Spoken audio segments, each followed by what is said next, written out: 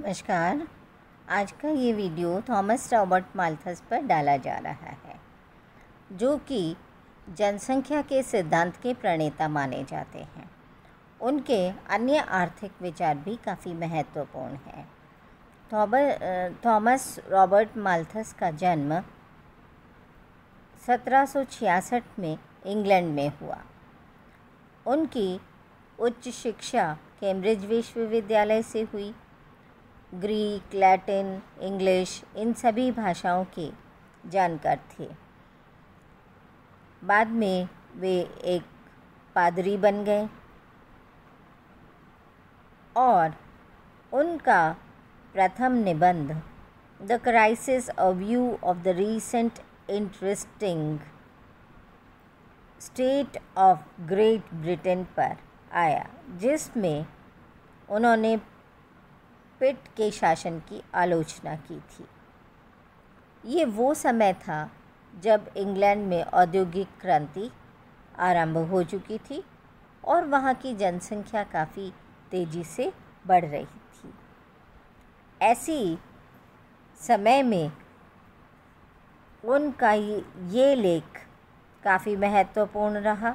धीरे धीरे उनके लेखों की श्रृंखला आरंभ हो गई और इस प्रकार के लेखों में जब उनका लेख 1798 में an essay on the principle of population as it affects the future improvement of society नाम से आया, तब इसने पूरे विश्व का ध्यान जनसंख्या की ओर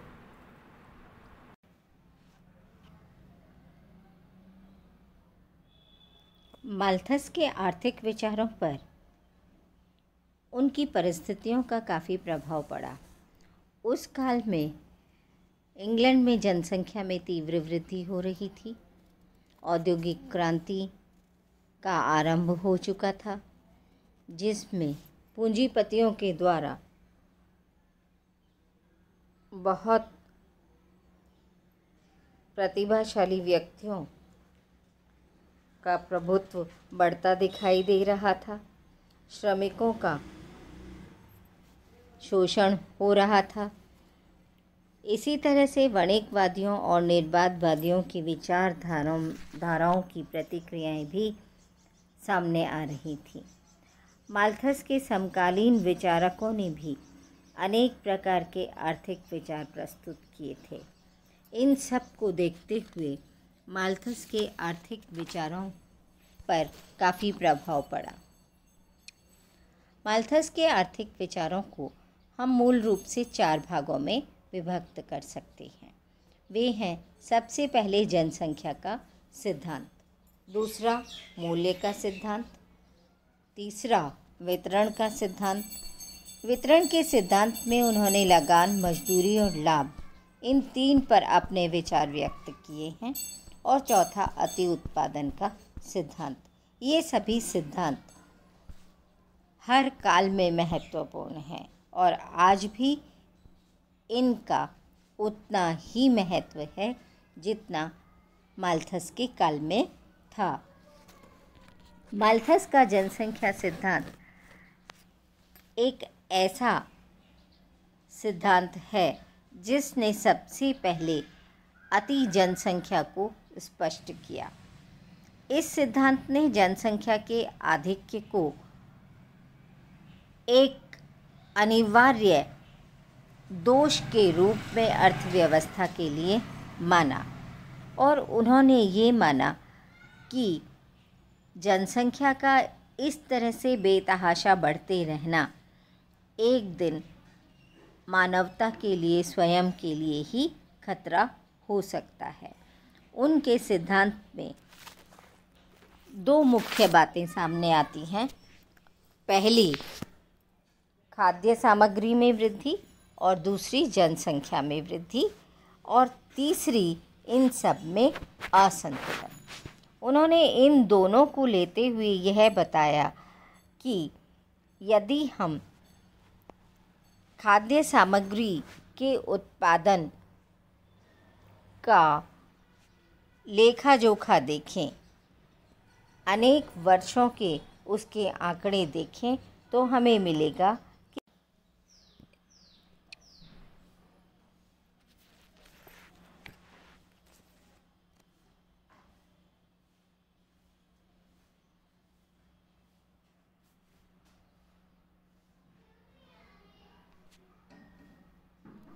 खाद्य सामग्री की वृद्धि अंकगणितीय क्रम से होती है, अर्थात 1, 2, 3, 4, 5, 6 की दर पर होती है, जो कि कृषि उपज को बताती है।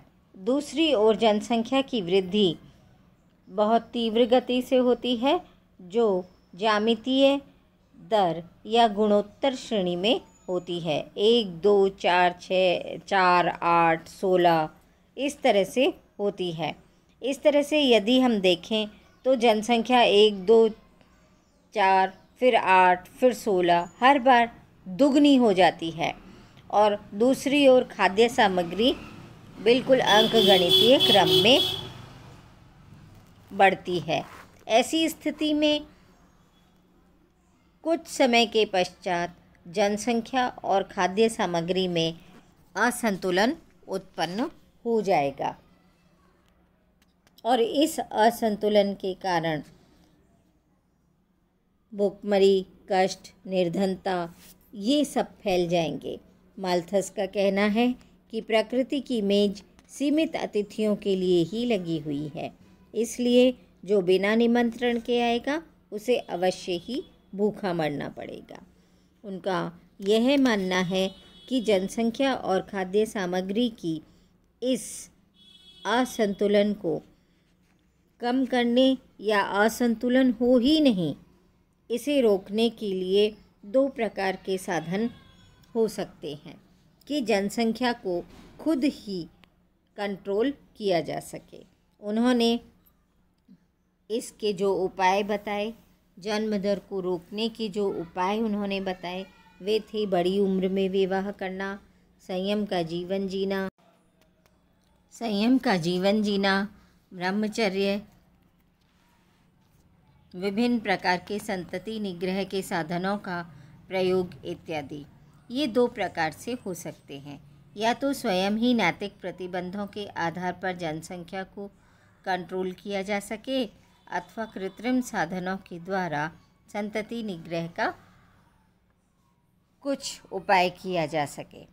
यदि मनुष्य स्वयं अपने आप को नियंत्रित नहीं रखेगा, अपनी संख्या को नियंत्रित नहीं रखेगा, तो प्रकृति के द्वारा नियंत्रित किया जाएगा, और जब प्रकृति के द्वारा यह नियंत्रण किया जाता है तो यह बहुत ही कष्टदायक होता है, क्योंकि प्राकृतिक आपदाएं, बाढ़, अकाल, युद्ध, भूकंप, महामारी इत्यादि का फैलना, ये सभी कुछ जनसंख्या को नियंत्रित करने के लिए ही संभव उपाय होते हैं प्रकृति के द्वारा। अतः माल्थस ने जनसंख्या की प्रत्येक वृद्धि को, यदि यह खाद्य सामग्री की तुलना में अधिक है, तो खराब बताया है। माल्थस के सिद्धांत को यदि हम देखें तो बहुत सारे अल्प विकसित और या पिछड़े हुए राष्ट्रों में यह देखने को मिला है कि जब जब भी वहाँ जनसंख्या बहुत अधिक हो गई है, तब इस प्रकार की प्राकृतिक आपदाएं वहाँ पर देखने को मिली हैं। माल्थस के अन्य सिद्धांतों में से मूल्य का सिद्धांत, उन्होंने इस मूल्य के सिद्धांत में मूल रूप से 2 प्रकार के मूल्यों का वर्णन किया है। उनका 2 प्रकार के मूल्य, उपयोग मूल्य और विनिमय मूल्य को व्यक्त किया है। किसी वस्तु का उपयोग मूल्य उस वस्तु की वास्तविक उपयोगिता को दर्शाता है, जबकि किसी वस्तु का मौद्रिक मूल्य मुद्रा के रूप में व्यक्त किया गया मूल्य होता है। इस प्रकार मूल्य को उन्होंने 2 भागों में बांट दिया। माल्थस ने वितरण के क्षेत्र में लगान, मजदूरी और लाभ के सिद्धांत प्रतिपादित किए। लगान के सिद्धांत में उनकी पुस्तक on the nature and progress of rent में उन्होंने लगान का उल्लेख किया है। कुछ बिंदु महत्वपूर्ण हैं जो लगान को लेकर उन्होंने व्यक्त किए हैं। उनका कोई स्पष्ट विचार रिकार्डो की तरह तो नहीं था, लेकिन एडम स्मिथ और रिकार्डो के बीच की एक कड़ी के रूप में उन्होंने कार्य किया और एडम स्मिथ के एकाधिकार के सिद्धांत का रिकार्डो ने खंडन किया और यहाँ माल्थस ने लगान के सिद्धांत के लिए रिकार्डो को एक आधार प्रस्तुत किया। माल्थस का यह मानना है कि लगान एकाधिकार आय के समान होती है जो केवल भूस्वामी को ही प्राप्त होती है। क्योंकि भूमि की उर्वरा शक्ति अलग अलग होती है, इसलिए अलग अलग भूमि की उर्वरा शक्ति के आधार पर ही लगान का निर्धारण किया जाता है। उन्होंने समाज तथा स्वामी के हित और भूस्वामियों तथा उद्योगपतियों के हित एक दूसरे के विरोधी ना हों, ऐसे ही लगान का निर्धारण किया जाना चाहिए। माल्थस के मजदूरी के जीवन निर्वाह सिद्धांत महत्वपूर्ण है। उन्होंने मजदूरी श्रमिक के व्यक्तिगत परिश्रम का पारितोषिक होता है। उन्होंने व्यक्तिगत रूप से ही मजदूरी को तय करने की बात कही है। उनका मत था कि नकद मजदूरी श्रम की मांग और पूर्ति की शक्तियों के द्वारा ही निश्चित होनी चाहिए। वे इसी दृष्टि से मजदूरी की मांग व पूर्ति के सिद्धांत के समर्थक थे। इस प्रकार उन्होंने क्लासिकल थ्योरी ऑफ वेजेस का ही एक तरह से आरंभ किया। माल्थस के लाभ का जो सिद्धांत है, लाभ उन्होंने, क्योंकि उस काल में पूंजीपतियों को लाभ मिल रहा था, इसलिए उस काल के ही अनुसार उन्होंने लाभ को पूंजी पर प्राप्त आय माना। संपत्ति और पूंजी के अंतर को करते हुए उन्होंने समस्त पूंजी संपत्ति है किंतु समस्त संपत्ति पूंजी नहीं होती, अर्थात संपत्ति एक व्यापक धारणा है जबकि पूंजी एक संकीर्ण धारणा है। और लाभ को उन्होंने पूंजी का ही पारिश्रमिक माना है। अति उत्पादन का सिद्धांत सबसे महत्वपूर्ण सिद्धांत में से माना जाता है, क्योंकि आगे चलकर इसने समष्टि अर्थशास्त्र के आधार के रूप में कार्य किया। अति उत्पादन का यह सिद्धांत ही आगे जाकर जब मंदी काल आया तो केन्स के अर्थशास्त्र का आधार बना।